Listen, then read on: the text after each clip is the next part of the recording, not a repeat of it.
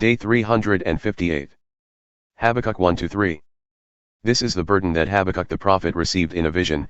How long, O Lord, must I call for help but you do not hear, or cry out to you, violence, but you do not save? Why do you make me see iniquity? Why do you tolerate wrongdoing? Destruction and violence are before me. Strife is ongoing, and conflict abounds. Therefore the law is paralyzed, and justice never goes forth. For the wicked hem in the righteous, so that justice is perverted. Look at the nations and observe, be utterly astounded. For I am doing a work in your days that you would never believe even if someone told you. For behold, I am raising up the Chaldeans, that ruthless and impetuous nation which marches through the breadth of the earth to seize dwellings not their own. They are dreaded and feared, from themselves they derive justice and sovereignty. Their horses are swifter than leopards, fiercer than wolves of the night. Their horsemen charge ahead, and their cavalry comes from afar. They fly like a vulture, swooping down to devour. All of them come bent on violence, their hordes advance like the east wind, they gather prisoners like sand. They scoff at kings and make rulers an object of scorn. They laugh at every fortress and build up siege ramps to seize it. Then they sweep by like the wind and pass on through. They are guilty, their own strength is their God. Are you not from everlasting, O Lord, my God, my Holy One? We will not die. O Lord, you have appointed them to execute judgment, O Rock, you have established them for correction. Your eyes are too pure to look upon evil, and you cannot tolerate wrongdoing. So why do you tolerate the faithless? Why are you silent while the wicked swallow up those more righteous than themselves? You have made men like the fish of the sea, like creeping things that have no ruler. The foe pulls all of them up with a hook, he catches them in his dragnet, and gathers them in his fishing net, so he rejoices gladly. Therefore he sacrifices to his dragnet and burns incense to his fishing net, for by these things his portion is sumptuous and his food is rich. Will he, therefore, empty his net and continue to slay nations without mercy? I will stand at my guard post and station myself on the ramparts. I will watch to see what he will say to me, and how I should answer when corrected. Then the Lord answered me, write down this vision and clearly inscribe it on tablets, so that a herald may run with it. For the vision awaits an appointed time, it testifies of the end and does not lie. Though it lingers, wait for it, since it will surely come and will not delay. Look at the proud one, his soul is not upright, but the righteous will live by faith, and wealth indeed betrays him. He is an arrogant man never at rest. He enlarges his appetite like Sheol, and like death, he is never satisfied.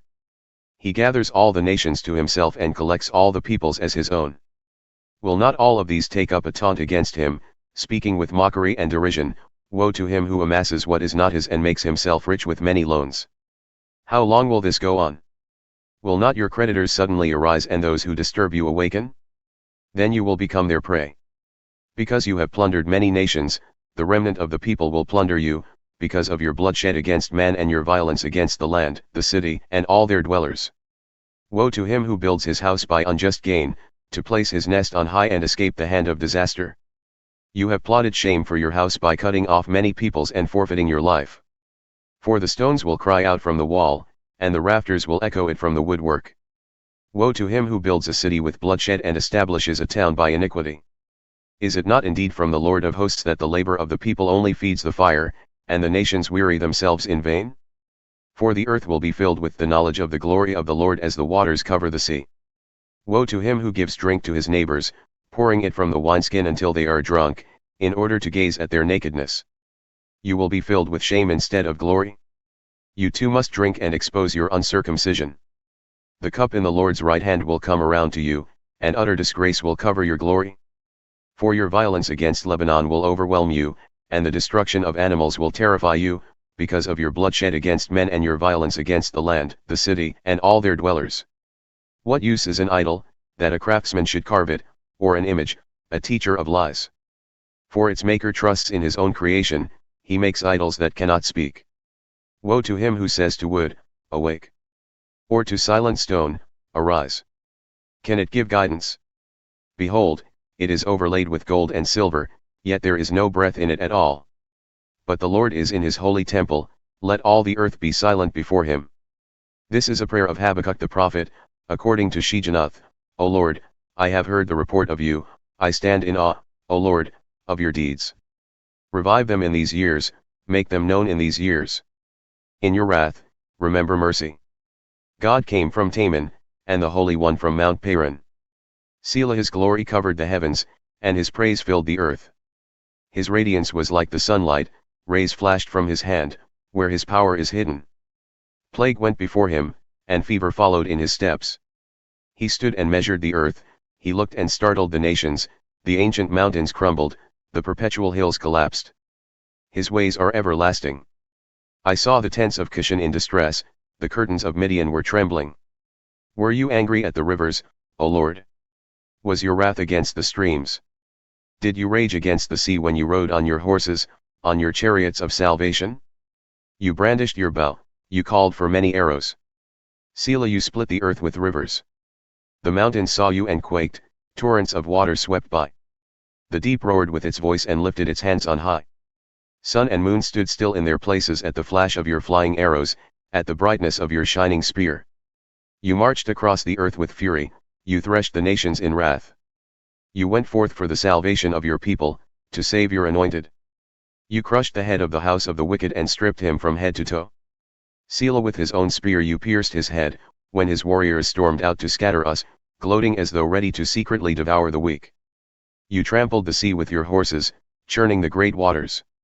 I heard and trembled within, my lips quivered at the sound. Decay entered my bones, I trembled where I stood. Yet I must wait patiently for the day of distress to come upon the people who invade us. Though the fig tree does not bud and no fruit is on the vines, though the olive crop fails and the fields produce no food, though the sheep are cut off from the fold and no cattle are in the stalls, yet I will exult in the Lord, I will rejoice in the God of my salvation. God the Lord is my strength, he makes my feet like those of a deer, he makes me walk upon the heights. For the choir master. With stringed instruments. Revelation 15. Then I saw another great and marvelous sign in heaven, 7 angels with the 7 final plagues, with which the wrath of God is completed. And I saw something like a sea of glass mixed with fire, beside which stood those who had conquered the beast and its image and the number of its name. They were holding harps from God, and they sang the song of God's servant Moses and of the Lamb, Great and wonderful are your works, O Lord God Almighty. Just and true are your ways, O King of the nations. Who will not fear you, O Lord, and glorify your name? For you alone are holy. All nations will come and worship before you, for your righteous acts have been revealed. After this I looked, and the temple, the tabernacle of the testimony, was opened in heaven.